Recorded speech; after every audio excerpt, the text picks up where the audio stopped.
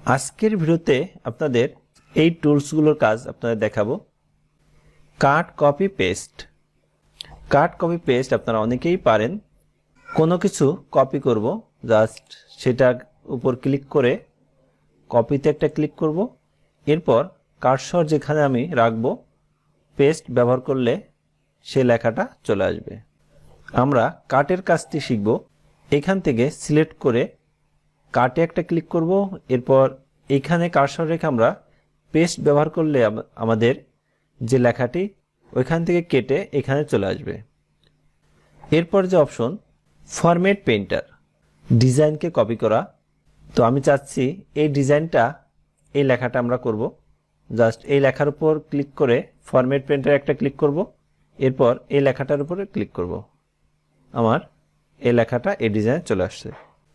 এরপরে এখান থেকে আপনারা বাংলা, ইংলিশ ফন্ট সিলেক্ট করতে পারবেন।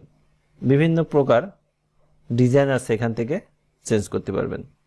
এই তিনটার অপশন বোল্ড, ইতালিক, আন্ডারলাইন, অর্থাৎ এই লেখাটা আমরা বোল্ডে ক্লিক করলে একটু মোটা হবে, ইতালিক একটু বাঁকা স্টাইল, আন্ডারলাইন নিচে দাগ দেওয়া।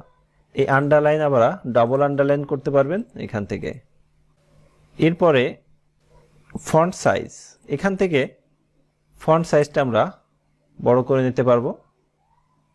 এরপরেও যদি আরও বড় লাগে সেক্ষেত্রে এখানে কার্সর রেখে কিবোর্ড থেকে টাইপ করলে যতটুকু লাগবে ততটা বড় হবে।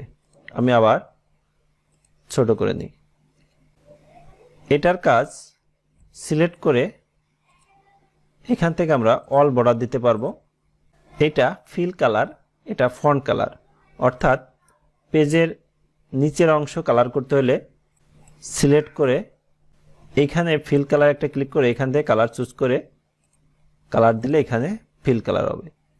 একইভাবে আপনারা ফন্ট কালার করে নিতে পারেন। এখান থেকে আমরা ফন্ট কালারটা চেঞ্জ করব, জাস্ট এখান থেকে ক্লিক করে ফন্ট কালার চেঞ্জ করা যাচ্ছে। এরপরের যে তিনটা অপশন অলিক লেফট, সেন্টার, রাইট, অর্থাৎ আমরা যখন একটা লেখা লিখছি এই লেখাটা লেফট সাইডে নিতে হলে এখানে ক্লিক করবেন, সেন্টার এখানে, রাইট এখানে। এটা অপশন, এটা হলো কখনো যদি আপনার, আমি এটা একটু বড় করে নিই।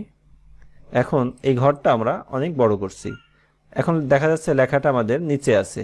এই লেখাটা আপনি চাইলে মিডিলও নিতে পারবেন, উপরে নিতে পারবেন, নিচেও নিতে পারবেন। এরপরের যে অপশন, এটা লেখা আপনি বাঁকা করতে পারবেন, এটা অ্যাঙ্গেল করতে পারবেন, এদিকে অ্যাঙ্গেল করতে পারবেন, এভাবে করে নিতে পারবেন। ইনক্রিজ ইনডেন্ট, ডিইনক্রিজ ইনডেন্ট, অর্থাৎ কোনো লেখা আপনি যদি একটু একটু আগাইতে চান একটু একটু যাবে, আবার একইভাবে পিছন দিকে আসবে। এইখানে যে দুটো অপশন ওয়ার্ড টেক্সট, মার্সেল, যখন আমাদের কয়েকটা ঘর নিয়ে একটা ঘর করতে হয় তখন আমরা সিলেক্ট করে মার্সেলে ক্লিক করলে এটা একটা ঘর চলে আসবে। ওয়ার্ড টেক্সটের কাজটি হলো যখন আমরা কোনো কিছু টাইপ করব, এখানে আমি টাইপ করলাম কিছু, এখন এই লেখাটা আমরা এক ঘরের ভিতর রাখতে হলে ওয়ার্ড টেক্সটে একটা ক্লিক করব, এক ঘরের ভিতর চলে আসবে। পরবর্তীতে আরও কিছু টুলসের কাজ নিয়ে আসবো, এজন্য পেজটি ফলো দিয়ে রাখবেন পরবর্তী ভিডিও পেতে। ভিডিওটি ভালো লাগলে লাইক, কমেন্ট, শেয়ার করবেন। সবাইকে ধন্যবাদ।